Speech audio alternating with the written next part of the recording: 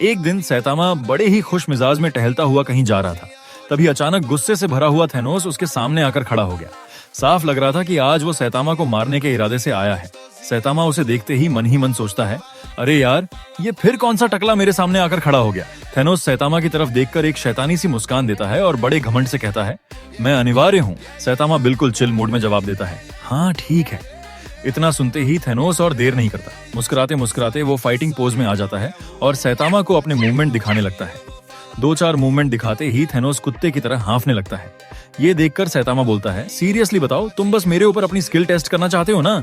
तुम्हारी ये बच्चों वाली मुस्कान देखकर ही समझ आ गया। ये सुनकर थैनोस और ज्यादा शैतानी हंसी हंसने लगता है। अब वो अपनी मूवमेंट स्पीड बढ़ा देता है और निंजा की तरह रॉकेट की स्पीड से कभी इधर तो कभी उधर कूद कूद कर सैतामा पर हमला करने की कोशिश करता है। और उधर सैतामा भाई अभी भी पूरी तरह चिल, बस खड़ा खड़ा तमाशा देख रहा है।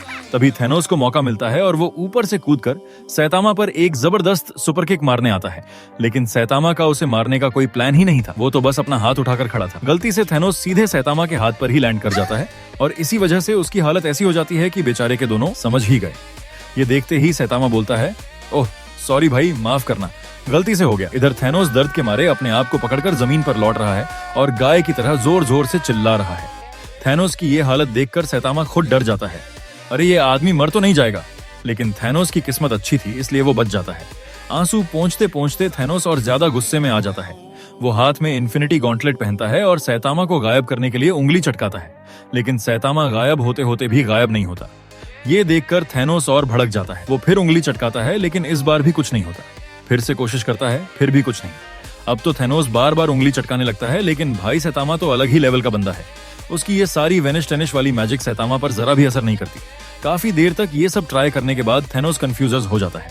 वो सोचता है कि शायद इन्फिनिटी गॉन्टलेट ही खराब हो गया है। ये चेक करने के लिए वो खुद पर ही उंगली चटकाता है और जैसे ही उंगली चटकाता है थैनोस तुरंत गायब हो जाता है